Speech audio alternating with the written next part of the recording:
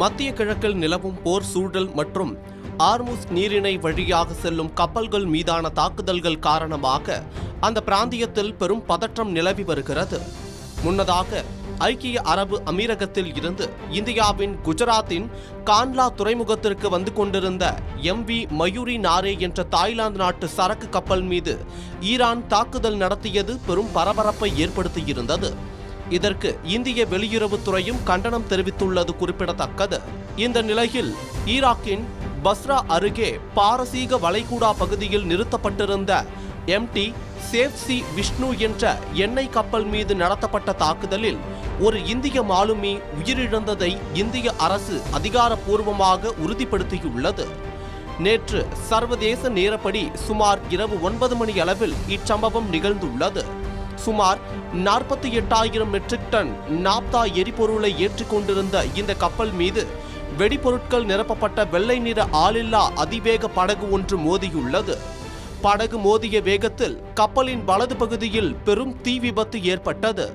இதனால் கப்பலில் இருந்த மாலுமிகள் அனைவரும் உயிரை காக்க கடலில் குதித்தனர்.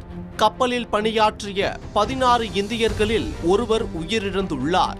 மீதமுள்ள கப்பல் கேப்டன் உட்பட 15 இந்திய மாலுமிகள் மற்றும் 12 பிலிப்பைன்ஸ் மாலுமிகள் பத்திரமாக மீட்கப்பட்டுள்ளனர்.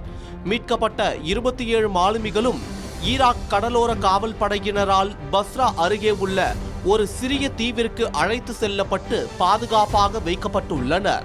பாக்தாக்கில் உள்ள இந்திய தூதரகம் ஈராக் அதிகாரிகளுடன் இணைந்து மாலுமிகளுக்கு தேவையான உதவிகளை வழங்கி வருகிறது. உயிரிழந்த மாலுமியின் குடும்பத்திற்கு கப்பல் போக்குவரத்து இயக்குநரகம் ஆழ்ந்த இரங்கலை தெரிவித்துள்ளது.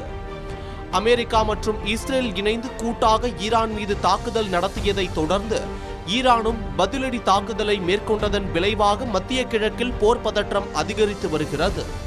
ஆர்முஸ் நீரிணை பகுதியை ஈரான் மூடியுள்ளதால் கப்பல் போக்குவரத்து பாதிக்கப்பட்டு எண்ணெய் ஏற்றுமதி தடைப்பட்டது.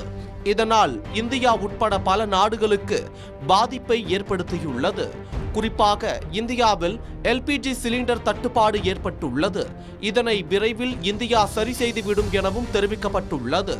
மேலும் இந்தியாவில் பல முக்கிய நகரங்களில் பெட்ரோல் மற்றும் டீசல் தட்டுப்பாடு ஏற்பட்டுவிடும் என்ற அச்சம் மக்களிடையே அதிகரித்து வரும் காரணத்தால் பெட்ரோல் பங்குகளில் கூட்டம் குவிந்து வருவது குறிப்பிடத்தக்கது.